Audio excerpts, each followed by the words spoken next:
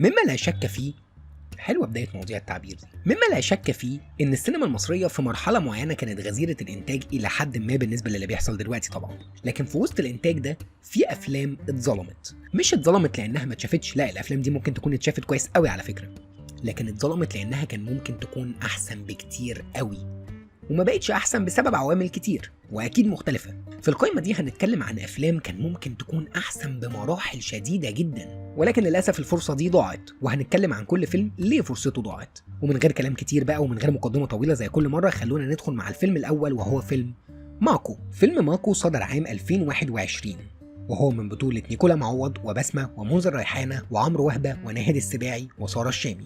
الفيلم تقييمه على السينما.com هو 7.5 من 10، وده مش تقييم قليل على فكرة.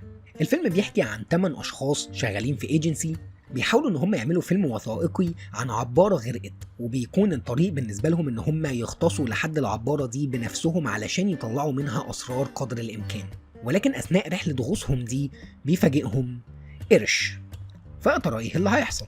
الفيلم تقريبا هو الأول من نوعه في مصر، أكيد في أفلام قبل كده يعني كانت في البحر، وفي أفلام قبل كده وهم في البحر ظهر لهم قرش، ولكن تقريبا وعلى حسب علمي ده أول فيلم يتناول الفكرة دي بشكل خاص، فيلم من نوعية الأفلام بتاعة خطر وجود القرش ومحاولة النجاة.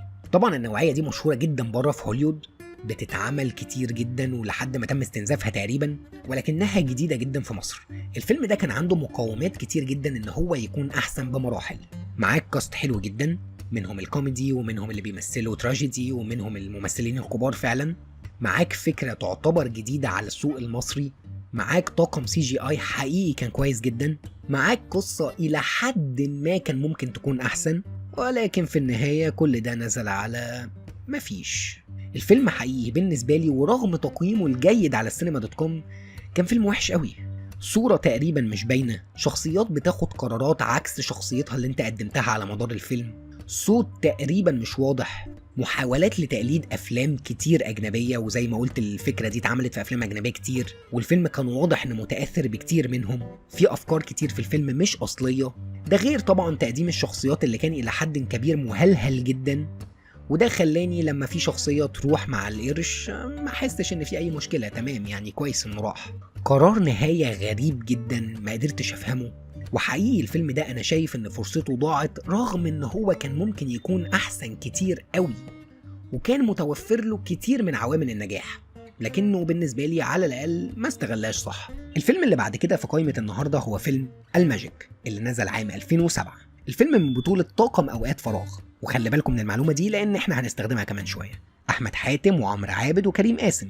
الفيلم كان من إخراج محمد مصطفى ومن تأليف محمد حسان، ومحمد مصطفى المخرج يا جماعة هو نفسه مخرج فيلم أوقات فراغ، المؤلف مش هو. فاحنا دلوقتي عندنا الثلاث أبطال بتوع أوقات فراغ، وعندنا مخرج أوقات فراغ اللي فعلا حققوا نجاح كبير جدا جدا جدا وقت صدور أوقات فراغ، واللي أصلا فاجئ المنتجين نفسهم.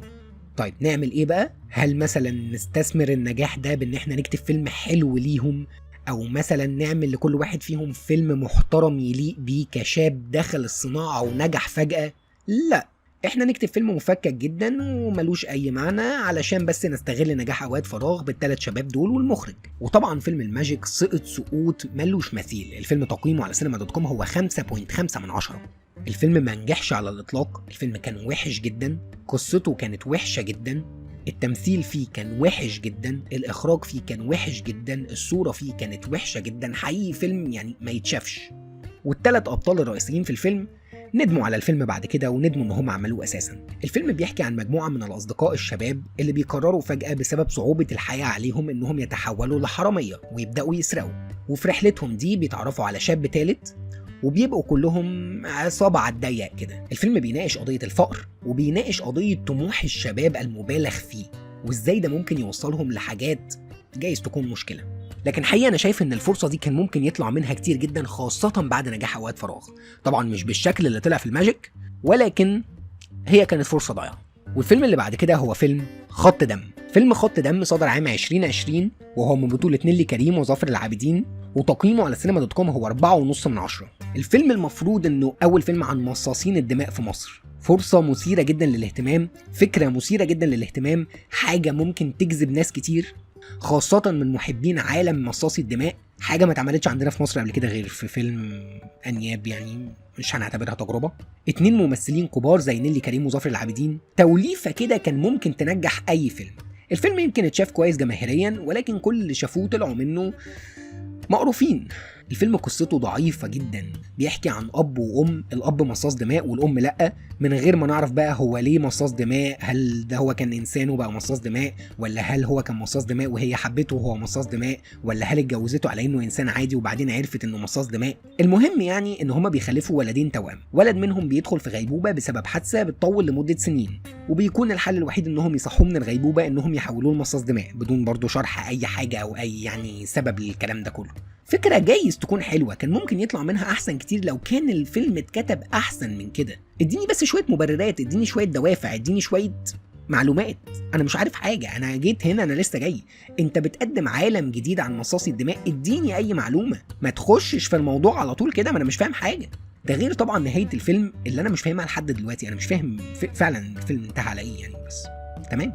طبعا الفيلم ده كان ممكن يكون احسن من كده كتير لو كان اتكتب احسن من كده. انا في رايي ان اخراج الفيلم ده كان كويس، الفيلم من اخراج رامي ياسين، ولكن الفيلم كان مكتوب وحش، ومؤلف الفيلم هو رامي ياسين بالمناسبه برضو يعني، فانا يعني بقوتني عليه في حاجه واخد منه حاجه. والفيلم اللي بعد كده هو فيلم شيخ جاكسون.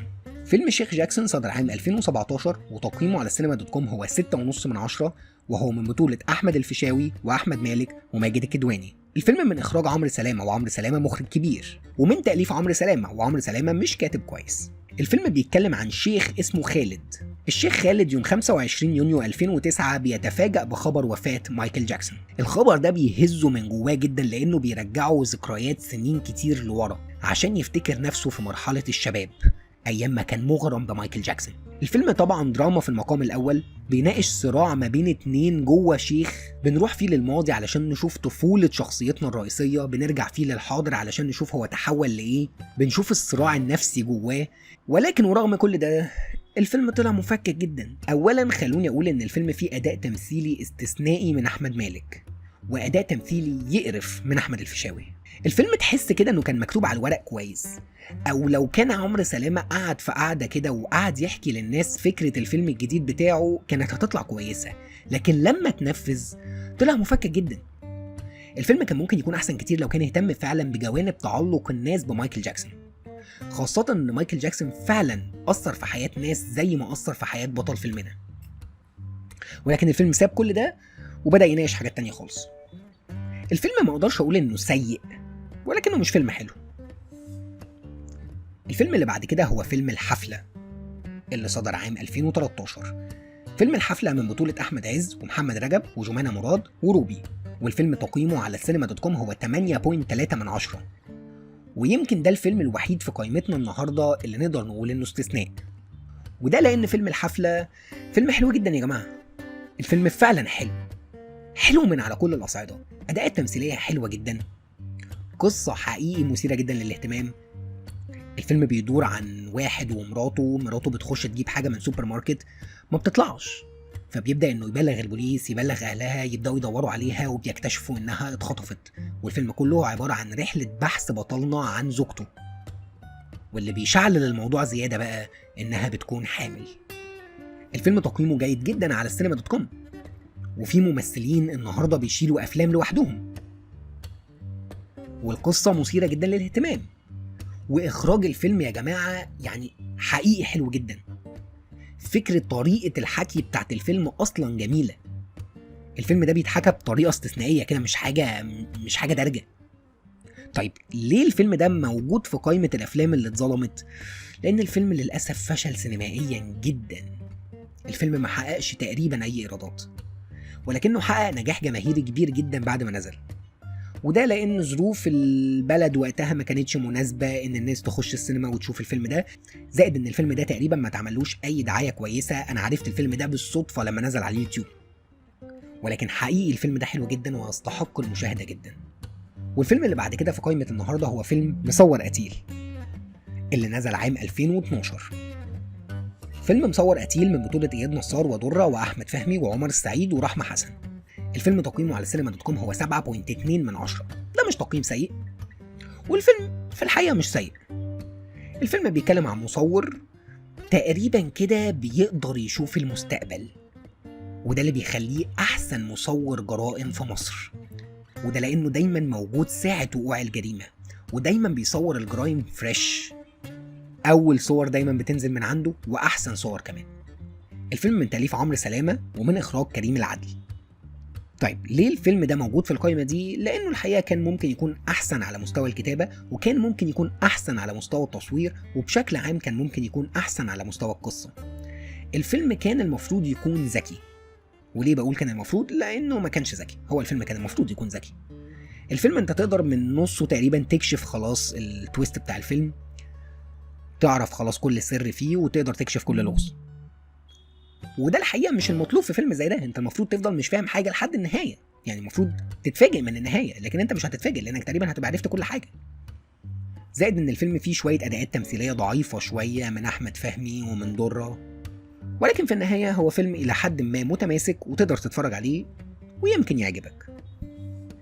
والفيلم الاخير في قائمة النهاردة هو فيلم حملة فرعون اللي صدر عام 2019، واللي تقييمه على cinema.com هو 5.5/10. الفيلم من بطولة عمرو سعد وروبي ومحمود عبد المغني ومحمد لطفي، ده غير بقى كل ده عندنا ذا ماونتن بتاع جيم اوف ثرونز، وعندنا كرم جابر، وعندنا بيج رامي، غير بقى كل ده وبس كده انا خلصت قائمة النهارده. يا ريت تقولوا لي في الكومنتس ايه الافلام اللي انتوا شايفين ان كان ممكن يطلع منها فيلم حلو جدا ولكنها عبارة عن فرصة مهدرة والفيلم وحش. سلام.